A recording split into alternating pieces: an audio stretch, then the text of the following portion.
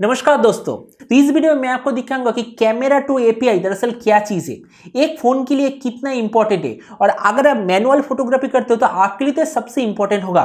और ये जो कैमरा 2 एपीआई ये आपके फोन में इनेबल कैसे करना है या फिर कैमरा 2 एपीआई आपके फोन में इनेबल है या फिर नहीं वो कैसे चेक करना है, ये सारा इंफॉर्मेशन मैं आपको दूंगा।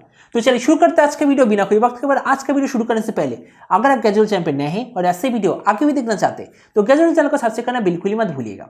तो पहले मैं आपको बता देता हूं कैमरा 2 एपीआई दरअसल क्या चीज है। अब देखिए, ये जो वीडियो आप देख रहे हो बहुत ज्यादा चांस है कि ये वीडियो आप कोई एंड्रॉइड फोन से देख रहे हो। अगर आपके फोन में जो कैमरा ऐप उसे ओपन करेंगे उसमें बहुत सारे ऑप्शन होगा, उसके अंदर एक मैनुअल मोड भी होगा, लेकिन उस मैनुअल मोड के अलावा भी आपके फोन की जो कैमरा वो बहुत कुछ कर सकता है जो आपके फोन के जो मैन्युफैक्चर उसे लॉक करके रखता है। इस चीज को अनलॉक करने के लिए हमें गूगल की तरफ से एक स्पेशल सर्टिफिकेशन की जरूरत है जिसका नाम है कैमरा 2 एपीआई।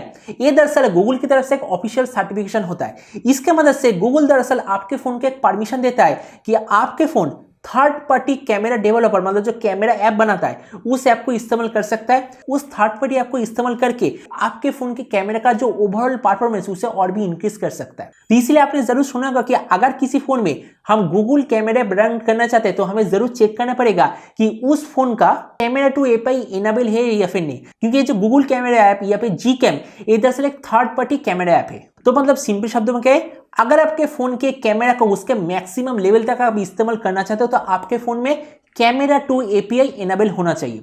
अब मैं आपको दिखाता हूं कि दरअसल कैमरा 2 एपीआई इनेबल करने के लिए आपको क्या क्या चीजें करना होगा। अच्छा देखिए, कैमरा 2 एपीआई चेक करने के लिए आपको दो ऐप की जरूरत है, मतलब एक ऐप की जरूरत है, लेकिन मैं आपको इस वीडियो में टोटल दो ऐप के बारे में बताऊंगा। पहला जो ऐप मेरा सबसे पसंदीदा वो है दरअसल मैनुअल कैमरा कॉम्पैटिबिलिटी। जैसे कि आप देख सकते हैं मैंने इसे ऑलरेडी इंस्टॉल कर लिया है।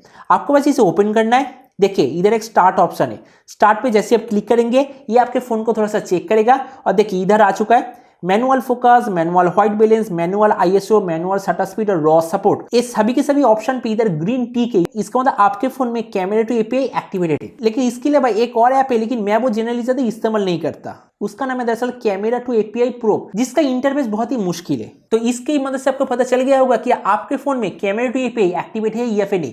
और एक चीज, क्या अगर आपके फोन में कैमरा 2 एपीआई एक्टिवेट नहीं है तो क्या हम उसे एक्टिवेट कर सकते हैं?